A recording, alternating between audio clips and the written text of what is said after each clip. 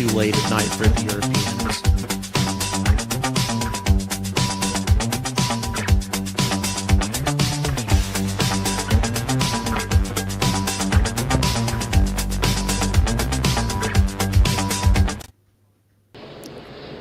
Seconds and counting. 25 seconds and counting. We are still go. 20 seconds. Guidance alert. The guidance system now going internal. 15, right. 14, 13, 12, 11. Oh, Marine 10, is here. 9, Marine is here. 8. Ignition sequence start. 5, 4, 3, 2, 1. Oh, there's 100 people watching now. That's good. I didn't expect this.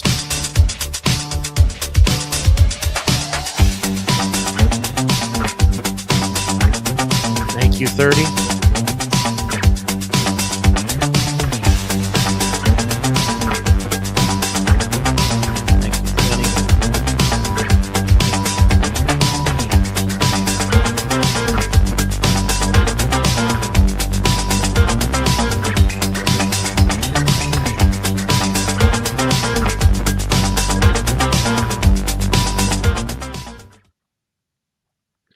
Good, very early morning to European and African viewers. Good evening to viewers in the Western Hemisphere. Good morning to viewers in the Pacific Rim. Welcome to a special live stream of the Angry Astronaut. We're going to be covering a JAXA launch tonight. This is something that I don't do very often. As a matter of fact, I think I've only covered one other JAXA launch, and that one didn't go very well. That was the first H3 launch ever. So in any event, looking forward to this. In the meantime, okay, so folks are saying that there might be a mic problem. Boy, I was afraid of that. But in any event, a lot of the coverage is going to be through NASA and not necessarily through me tonight. So we'll do our best to see what we can do on this damn audio. But now that I'm back, I had a feeling that there might be an issue with that. So Mike getting better. Mike's going to have some issues tonight, folks. We'll do what we can to try to rectify it as the night goes on. I am in the United Kingdom. Unfortunately, Japan was not possible for me because of their laws in regards to addiction treatment medications. They are very, very strict on that. Yes, as far as the store link is concerned, hopefully it'll be up on Monday next week. It was up for a limited amount of time. It closed down. Then it'll be coming back at the beginning of next week, and I'm going to have some samples. Thank you so much, Robert. Really, really appreciate your generous support. Thank you very, very much. Vertical. So Mars Embassy says that the vertical stream is just fine. Trying to push too much. Maybe so. Although that's interesting because the vertical stream. Okay, that's really weird. Mars Embassy says the vertical stream sounds fine and not the horizontal. That's very weird. In any event. Okay. We're doing some troubleshooting, but keep in mind, everybody, the vast majority of this is going to be JAXA/NASA coverage. My audio won't be quite as important with this particular broadcast. So if there are issues, just hang in there because when we start broadcasting the actual launch, there won't be any audio issues with that at all, unless NASA is having audio issues for some reason. Anton, thank you so much. Really appreciate it. Everybody watching from, I forgot to ask that question, probably because our mic issues are back, which means we'll probably do a special broadcast where we're checking audio. How old am I? 56. I'm 56. Okay, looks like we had a brief thing maybe when we're trying to rectify that issue. 4 marks. Thank you very much. Really appreciate you checking in there, Ms. Morgan. Hello, New Zealand. Alaska, thank you very much for checking in. So once again, to emphasize, this is an incredibly important mission launch for JAXA because it's a brand new Japanese spacecraft, the HTV-X.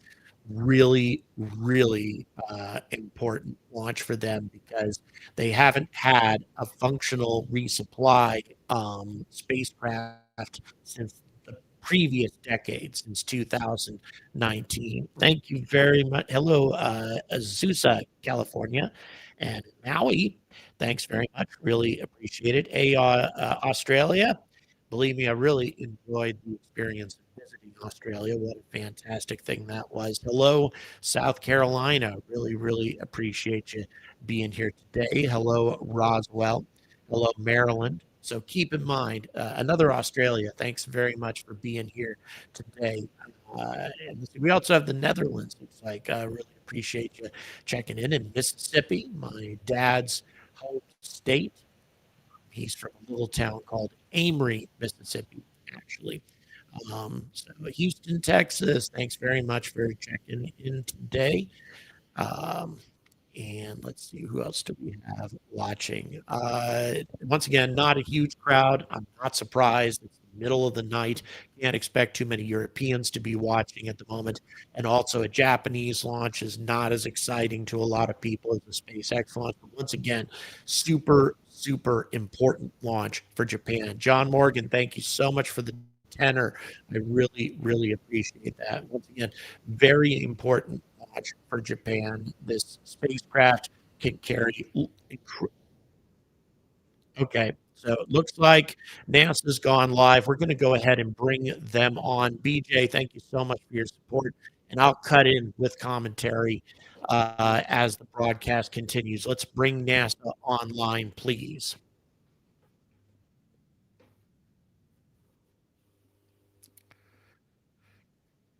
Can we hear it, producer, or are they not saying anything?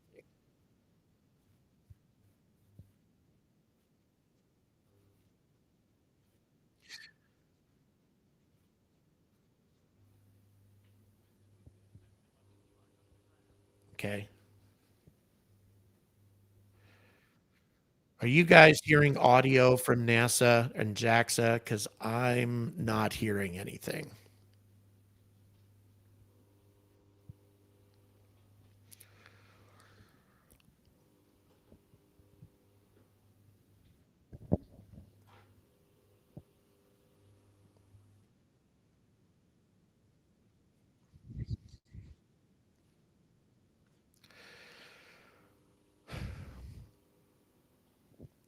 And yeah, NASA is on shutdown, but they have international obligations. And this is one of them. Okay, so there's no sound from them. That's not surprising, really. It could be that they're not really they don't have a lot of commentary on this at the moment. Once again, NASA's in shutdown. Go ahead, Derek. What's going on? And there is commentary there. Is that correct? We'll have some audio for you guys here shortly. One will separate from the H3 second Once again, stage about 14 minutes after launch, followed about 28 minutes later guys, can by you the hear deployment of the audio twin from solar the arrays on on the the NASA vehicle. These are side? called I solar can't hear it, but paddles that by doesn't mean JAXA. anything. This is different from Thanks the very much. original Really HTV cargo appreciate your craft support, that derived its power from DMC. body-mounted solar cells. Thanks so much. Really, really appreciate it. We're inside Yep, 11 there is minutes until commentary on the the scheduled vertical, liftoff. says This is an Mars. instant We launch realize window that for the as H3 well. There rocket. should be It will arc commentary out now on the over the Pacific horizontal. into an orbit inclined 51.6 degrees to either side of the equator to match the orbital inclination of the International Space Station. Okay, so we are getting it from the announcer. Spacecraft separation, the HTV-X will reach an altitude of about 186 statute miles and will then incrementally go through a series of rendezvous burns, height adjustment maneuvers, and co-elliptic maneuvers and fine-tuning mid-course correction burns to reach a point directly below the station in the neighborhood of the ISS on Wednesday morning, where it will inchworm its way up that R bar, the radial vector, the imaginary line drawn between the station and the Earth, to reach a point about 30 feet away from the station. That's where Huey and Cardman will extend the Canadarm2 robotic arm and reach out and grapple HTV-X for its installation on the Earth-facing port of the Harmony module. The HTV-X is comprised of two major components: a pressurized module. This is based on the legacy HTV design for a pressurized logistics carrier. It contains most of the control and power components for the vehicle itself. The service module contains 3 integrated flight computer strings, 3 different strings of propulsion capability, guidance and navigation and control sensors, communications equipment, and the power configuration for the free flight, those solar arrays and batteries on the vehicle itself. Once it is mated to the International Space Station and bolted into place on Wednesday morning, the HTV-X will derive station power for the duration of its stay on board the International Outpost.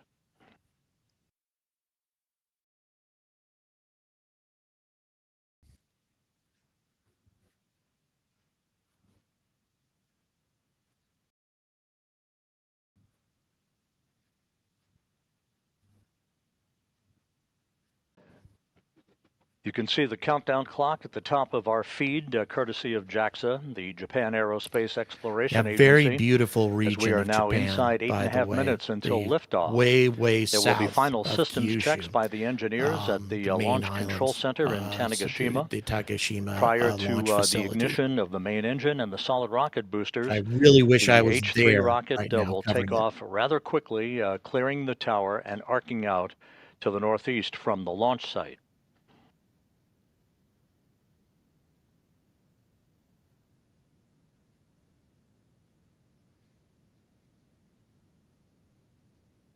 Before HTV-X arrives at the International Space Station on Wednesday morning, there will be a series of systems demonstrations, as we mentioned earlier, first during what is called the Far Field Rendezvous areas. Those will test out the performance of the absolute global positioning system on board the vehicle, as well as the performance of the vehicle's attitude, its orientation relative to Earth, its free drift capability, basically disabling all of the thrusters on board to see how stable the vehicle is without thruster capability. It will also test out an abort capability should that become necessary because of a systems issue. Once the HTV-X arrives in the neighborhood of the station, they'll perform 6 demonstrations during what is called the near field rendezvous time frame.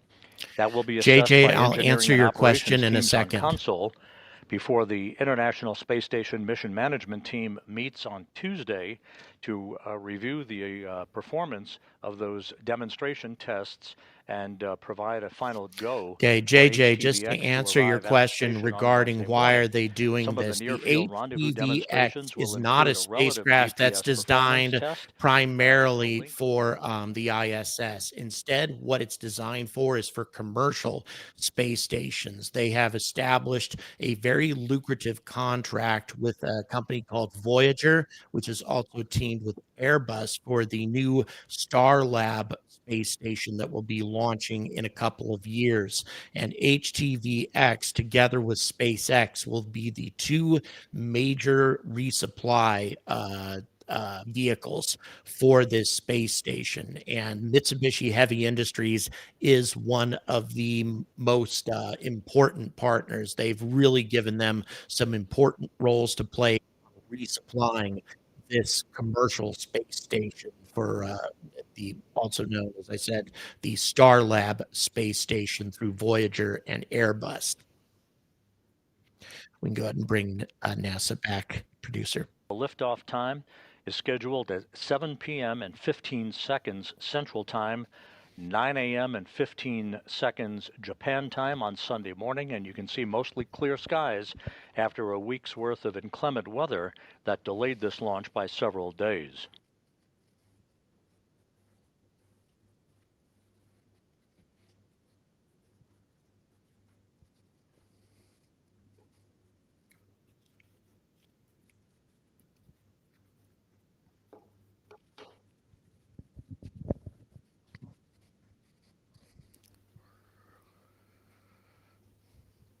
Everybody say hello to Marina, our wonderful supporter from Ukraine. She's been a supporter of this channel forever and has been in Ukraine since the beginning of the awful conflict there. Everybody wish her the best of wishes.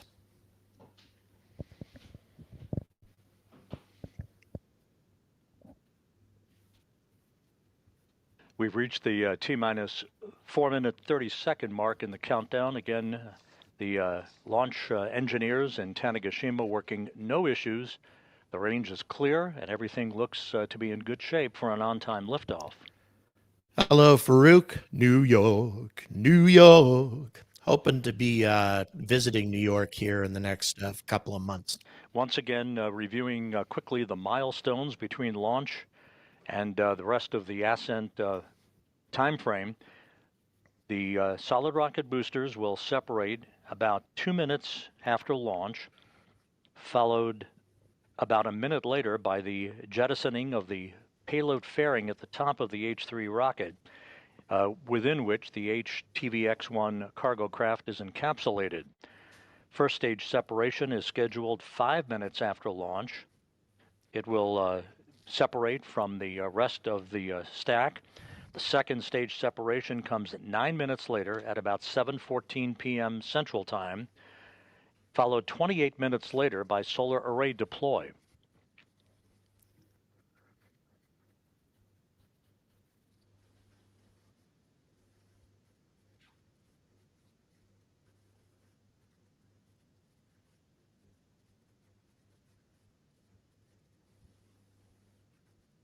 And there's a view of 3 of the 4 solid rocket boosters at the base of the H-3 rocket, which again rolled out to the launch pad about 14 hours ago. This JAXA H-3 has 4 solid rocket boosters plus a full suite of engines on the booster. This thing has maximum thrust for an H-3 rocket. Again, necessary because this is a big spacecraft and it's packed with supplies. 2-minute 30-second mark.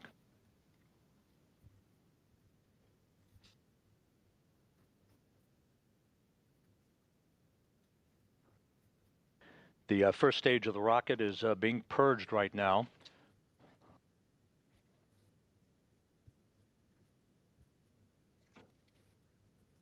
The rocket now in stable replenish with its load of liquid oxygen and liquid hydrogen, approaching the always T-minus Farouk. 2-minute mark. Always I'll update on 3i Atlas, but there's not much to say right now.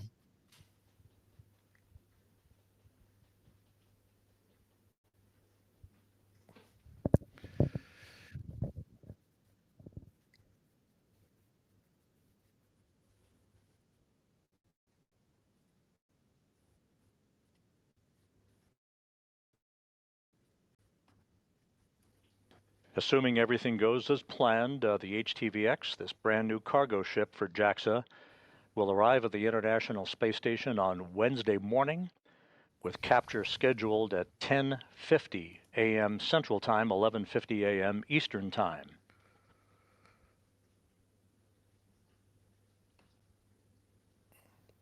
T-minus 1 minute 15 seconds.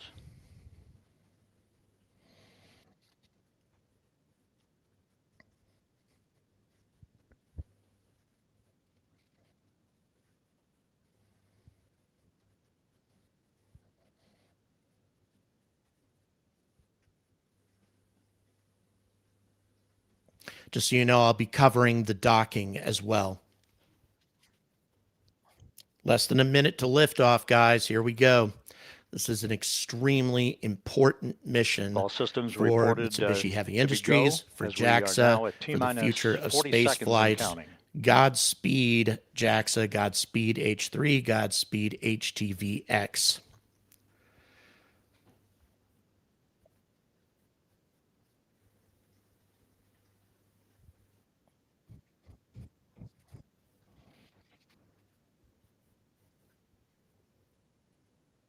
T-minus 20 seconds.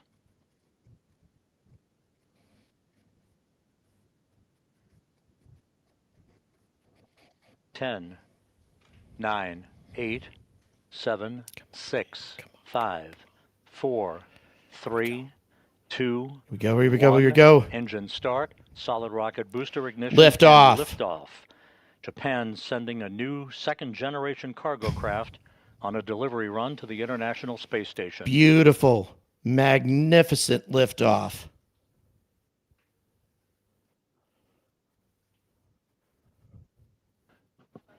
The HTV atop the H-3 rocket arcing out to the northeast from the launch site.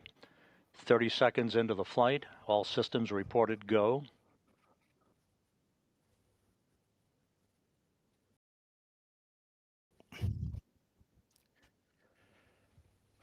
Good trajectory reported by the launch engineers at Tanegashima.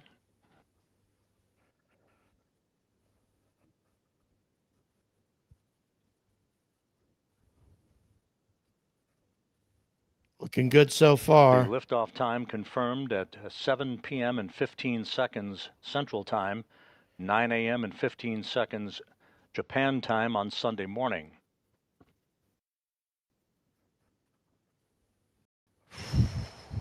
One minute, 10 seconds into the flight. Good trajectory, good vehicle performance, good stability on the vehicle.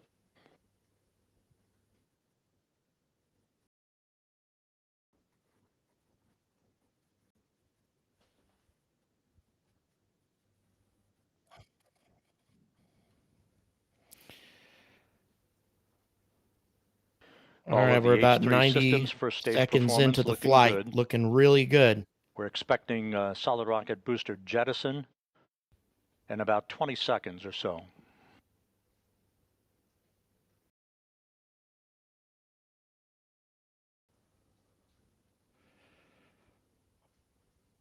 Come on, go.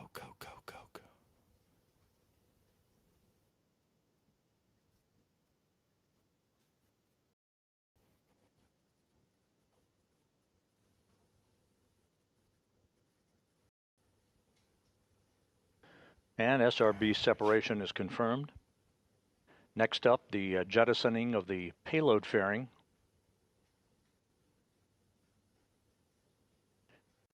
This is a plot board at the Launch Control Center in Tanegashima showing the trajectory of the H-3 rocket. 2 minutes, 35 seconds into the flight. Excellent. We got SRB separation.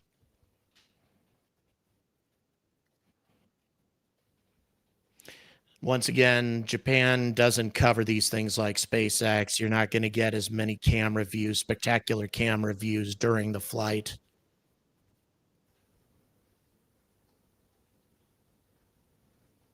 Three minutes into the flight, everything looking good.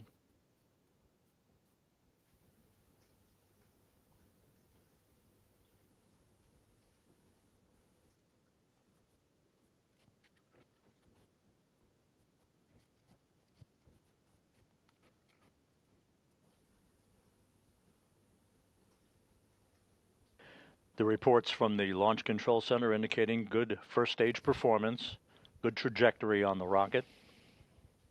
And we now have confirmation of payload fairing separation.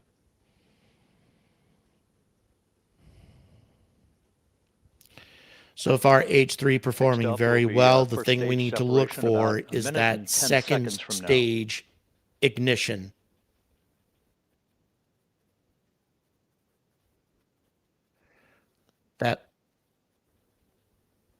All right, so we got fairing separation right now.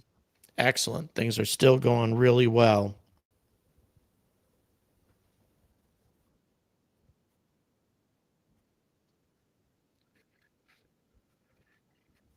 That's where H3 went bad on its first launch. Was a failure for the second stage to ignite. In southern Japan, we're at the 4-minute 20-second mark into the flight of the H-3 rocket to deliver the HTV-X1 Cargo craft into its preliminary orbit. Let's go.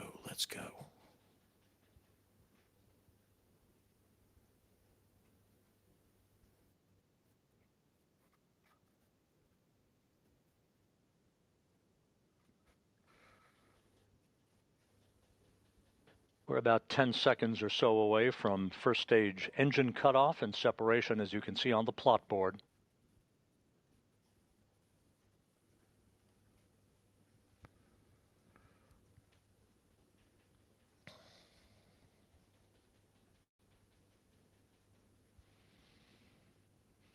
Okay, we're getting close to MECO.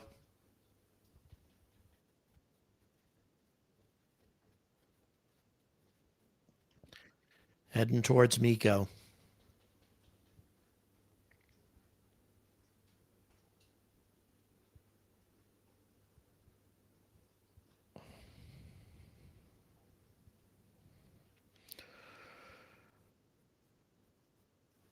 And we have confirmation of first stage separation.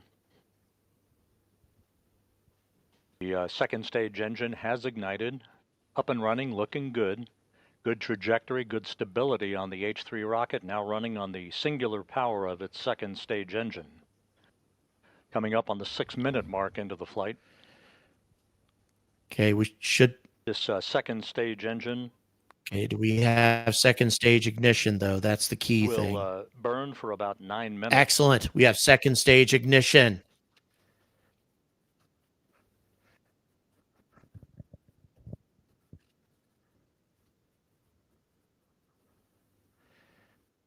So H3 has surpassed an issue that sabotaged its first launch in 2023.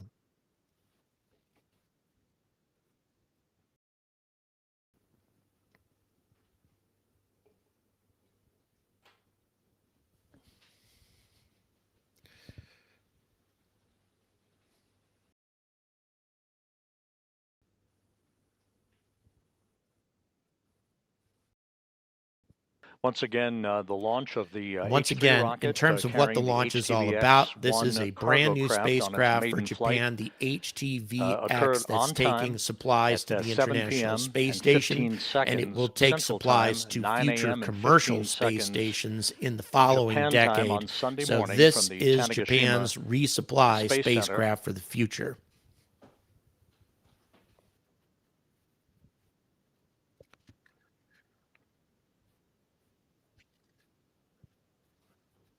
We're about 6.5 minutes away from second stage shutdown and separation.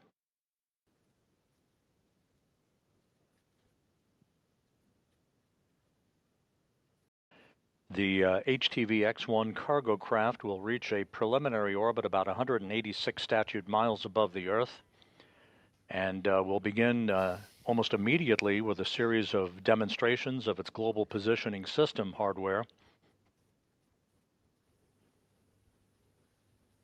The distance is only a few hundred kilometers up. The ISS is only about 500 kilometers above the Earth. Place, throughout the course ETA of the Wednesday. Hours into Sunday It'll be morning, a Wednesday docking. U.S. time.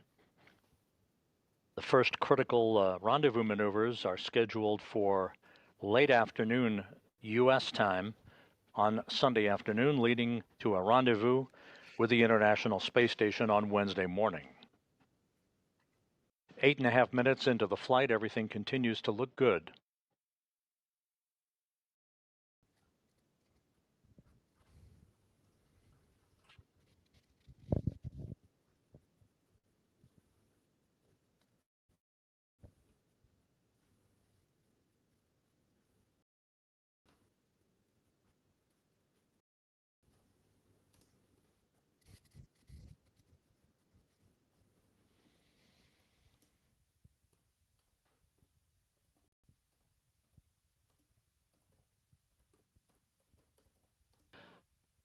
A little under 5 minutes to go before second stage shutdown and separation, spacecraft separation to follow seconds after that.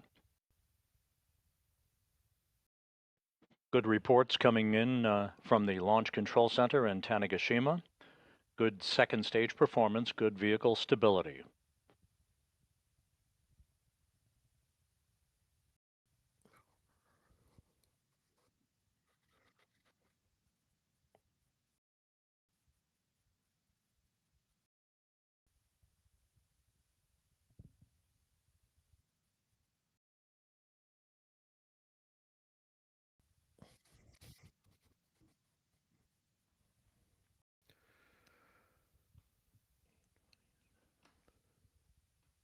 The HTV-X1 is carrying about 4.5 tons of food, supplies, and science experiments for the Expedition 73 crew aboard the International And also, Space Station. to be clear, SpaceX had just set a record last month on payload delivery to the International Space Station, a little less than 11,000 pounds worth of payload. This one is carrying over 5,800 kilograms worth of payload, way north of 11,000 pounds.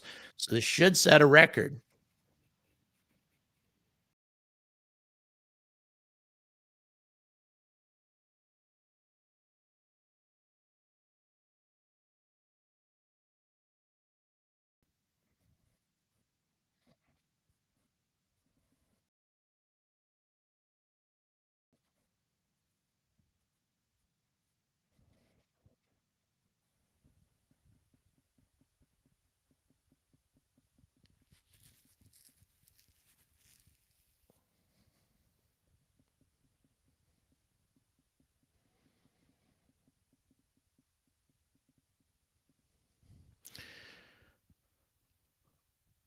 Less than 3 minutes to go before the scheduled cutoff of the second stage engine and the separation of the HTV-X1. Second engine cutoff. From the time of spacecraft separation until solar array deploy, and then very shortly thereafter, we'll have a separation of the HTV-X. We will remain on the air to and report then at that point, the solar array deploy. The vehicle will orbit the Earth quite a number of times as they put it through its paces, lots of tests before they finally make a burn to rendezvous with the station.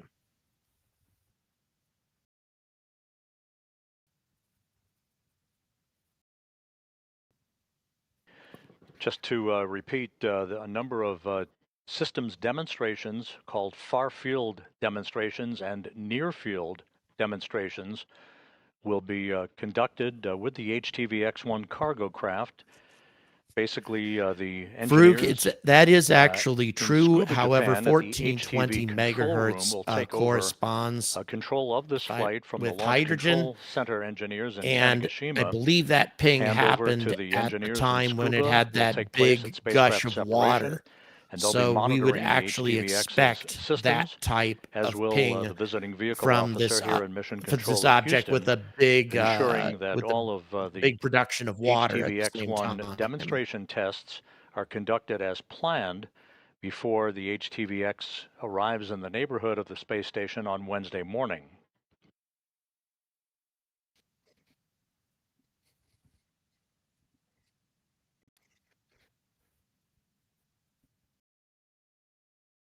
We're 13 minutes into the flight. We're about a minute away or so from second stage shutdown and spacecraft separation. We'll stand by for that confirmation. And yes, it did go off the launch pad very quickly. That's with 4 solid rocket boosters plus its booster engines. Solid rocket boosters, lots of solid rocket boosters especially, will give a huge amount of acceleration to a rocket. Instant thrust.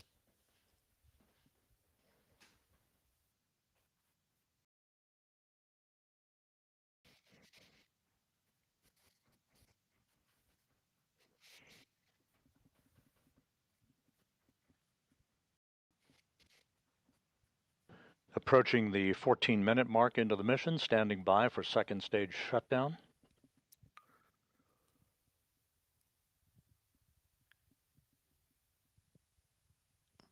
Yeah, it's a good question, Phyllis, but these things are also used for disposal. They not only use them to deliver supplies, but they also put debris, garbage, whatever is unnecessary to the ISS into these vehicles to re-enter the atmosphere. And we have confirmation of second stage shutdown and spacecraft separation, and you can see the jubilation in the Launch Control Center room in Tanegashima. It was a flawless liftoff on time. All of the ascent milestones were conducted as planned to deliver the HTV-X1 into its preliminary orbit.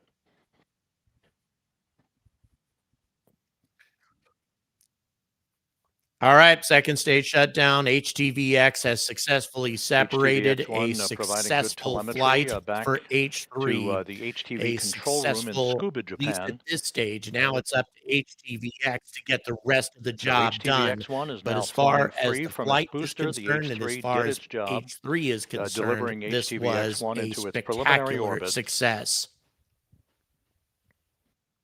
The spacecraft has oriented itself into what is called an Earth acquisition mode that will provide the initial orientation for the first of these demonstration tests of its global positioning system hardware.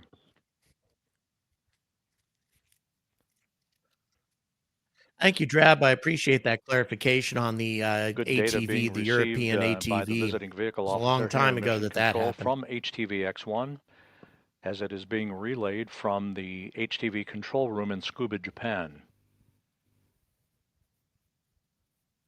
We're about 26 minutes away from solar array deploy, so we'll be standing by for that milestone.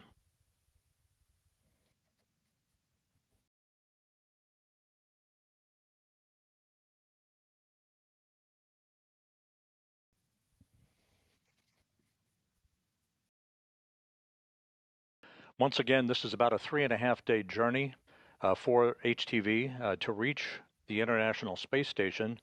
Its rendezvous profile deliberately designed all right, so to solar enable all of these demonstration panel deployment is going to be very critical. We're 26 minutes away from hardware, that. Proximity and links, I think I'm going to hang in there through that deployment, because once those deploy, we'll know that HTV-X is going to make it, or at least that HTV-X is fully functional.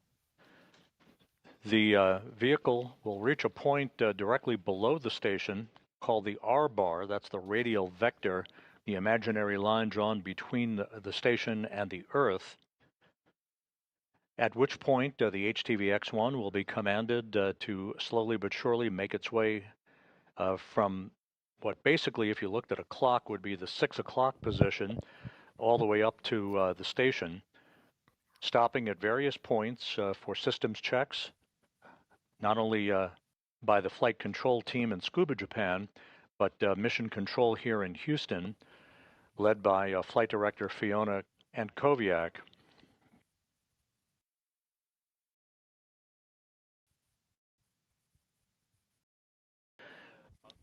Once HTV-X1 arrives about 30 feet away from the station, JAXA astronaut Kimiya Yui, backed up by NASA's Zena Cardman, will use the station's robotic arm, the Canadarm2, to reach out and grapple HTV-X1, very much like we do with the Northrop Grumman Cygnus cargo craft.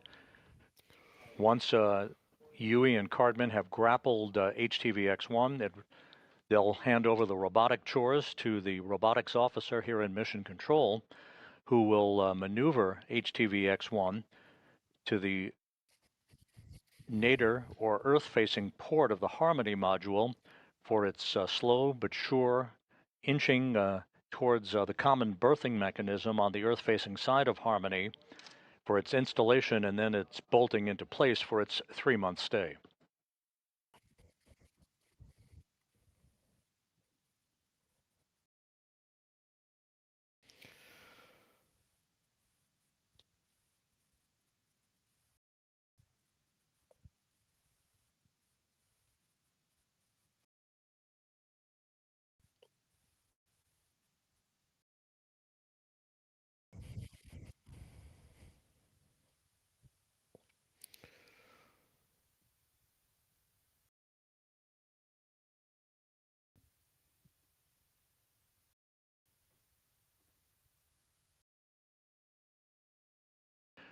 And this view now from the HTV control room in Scuba, Japan, where the HTV engineers now have taken over the operation of the vehicle for the remainder of its 3.5-day rendezvous to the International Space Station. The next milestone Thanks will be very much, Mike, for updating on the solar array HTV deployment time. That flew between 2009 and 2020 on 9 different resupply runs to the station. That legacy cargo craft had body-mounted solar cells This spacecraft with increased capability, the HTV-X1, the X standing for exploration, has two solar arrays called solar paddles, which will be deployed here a short time from now.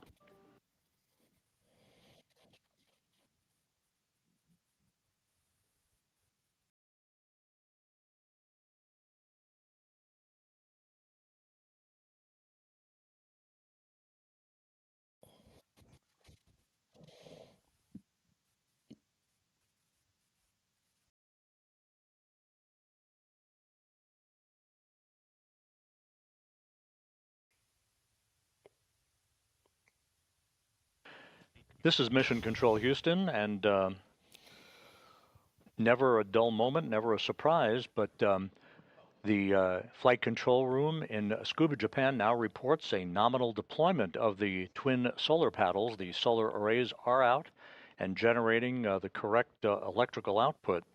So HTV-X1 is in great shape and on its way to the International Space Station. Its solar arrays having been deployed. We had expected them to be deployed a few minutes later than had occurred just a few minutes ago, but that's all good. Oh. The HTV-X1 with a nominal ascent. Solar arrays have already been deployed. Good. Its initial global positioning system hardware and its attitude hardware all looking very, very stable. And the solar arrays now having been deployed. So with that, we can wrap up our coverage. How about that? Today with they just deployed those things early. A brand new cargo craft to the International Space Station. And they're generating energy. Everything's good. We will be back on the air on Wednesday morning at 8:05 a.m. Central Time, 9:05 a.m. Eastern Time, with our rendezvous and capture coverage of HTV-X1 by Kimi Yui and Zena Cardman at the International Space Station. Let's go ahead and let's just go ahead and cut off the NASA feed, and we'll wrap this up. HTV-X1 on its way now to the International Space Station for an arrival. That's very interesting. So, okay, just real quick, let's give everybody an idea of what all of this means. Really fantastic mission so far. I mean, once again, we don't have any guarantees that the HTV-X is going to dock with the space station successfully, but still, with those solar panels already deployed, generating energy, doing everything that they're supposed to do, that's a really good sign of a functioning, healthy spacecraft. And on Wednesday, it will be docking with the International Space Station. I will be covering that part of the mission as well. This is a big moment because for quite some time, ever since the retirement of the previous HTV vehicles and the European resupply ships that used to go to the ISS, but we haven't seen any of those for quite some time either. It's been all United States and Russia.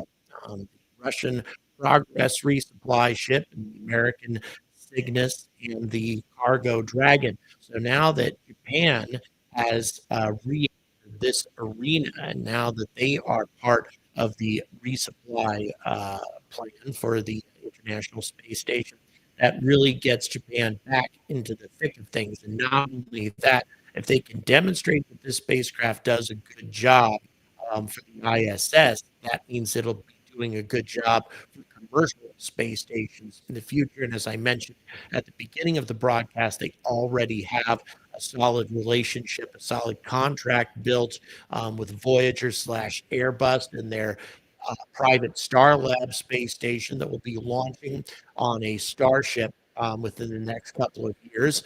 The time that Starship will be fully operational, that is, at least for orbital missions. I'm confident that that will be happening. The whole fueling thing and getting Starship to the moon may take a little bit longer, but as far as delivering payloads to orbit, I'm confident that Starship should be doing that by next year. So Starlab is designed to be deployed on a single Starship launch, and in Japan, Mitsubishi Heavy Industries and the HTV-X is a big part of Starlab's resupply plans. So a big moment for Japan, a big win today. And if they manage to successfully dock, it will be a total success, obviously. And Japan will firmly re-enter the logistical support in low Earth orbit. A very, very big moment for JAXA. So once again, I will be covering that resupply docking mission, or the docking part of this mission, rather, on Wednesday. So keep your eyes open for that. Thank you very much for watching. Please don't forget to like and subscribe. And until next time, stay angry about space.